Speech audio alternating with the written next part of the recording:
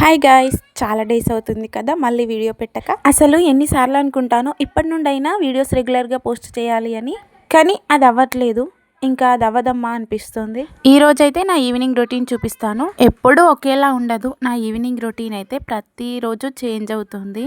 ఈ video record చేసి దాదాపు 2-3 వీక్స్ అయితే అవుతుంది, కానీ ఎడిటింగ్ చేసి వాయిస్ ఓవర్ ఇచ్చి పోస్ట్ చేసేసరికి ఈ సమయం అయింది.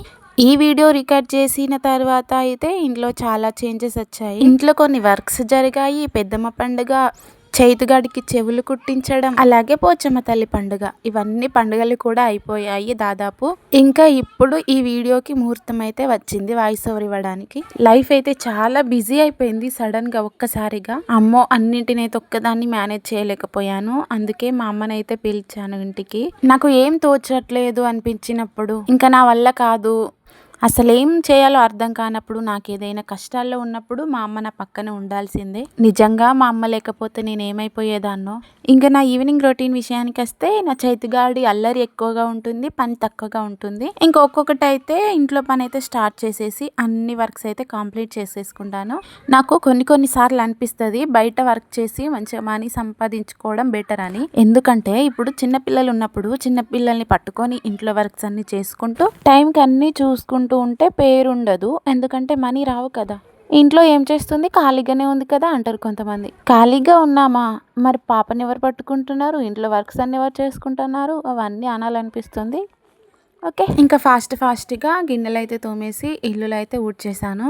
ఒక సైడ్ నుండి నేను ఇల్లు ఊడ్చుకొస్తుంటే ఇంకో సైడ్ నుండి చెత్త చేసుకుంటూ వస్తుంది నా బిడ్డ అయితే. చేసిందే చేసుడు, రాసిందే రాసుడు, కడిగిందే కడుగుడు, డే అంతా దీనికే సరిపోతుంది. చిన్న పిల్లలతో మామూలుగా ఉండదు.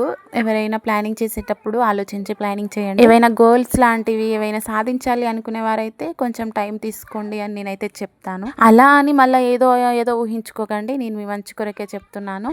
ఇంకా ఇక్కడ నా చిట్టి తల్లి కుక్కర్లో రాళ్ళు వేసి అయితే ఉడికిస్తుందంట.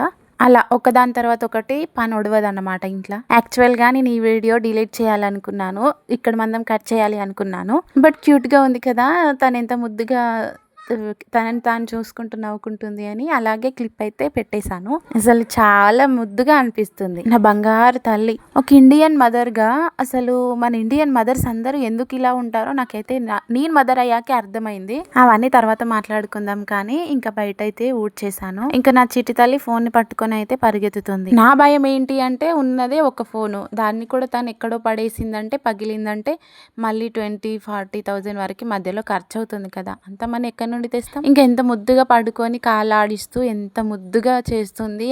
ఎంత క్యూట్గా అనిపిస్తాయి అంటే నా కళ్ళకి అంత అద్భుతంగా కనిపిస్తాయేమో అనిపిస్తుంది అప్పుడప్పుడు. నిజంగా కాకి పిల్ల కాకి ముద్దు అన్నట్టు నా బిడ్డ నా కళ్ళకి అద్భుతంగా కనిపిస్తుంది. తను ఏం చేసినా నా కళ్ళకి క్యూట్గానే అనిపిస్తుంది.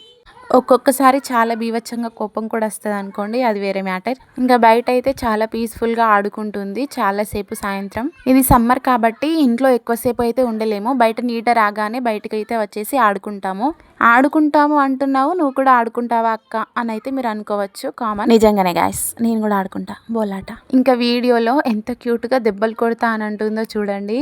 అంటుంది, నిజంగానే కొడుతుంది లేండి. ఇంకా ఒకదాని తర్వాత ఒక పని అయితే కంప్లీట్ చేసేసుకొని ఇంకా మల్లెపూలు అయితే తెచ్చుకొని దవనం చెట్టు అయితే పీక్కొని వచ్చాను పక్కింటి వాళ్ళ దగ్గర. నాకు ఈ చెట్ల పిచ్చి పూల పిచ్చి ఏంటో. ఇంకా డిన్నర్కి అయితే పప్పు అండ్ చారు అయితే ప్రిపేర్ చేస్తున్నాను.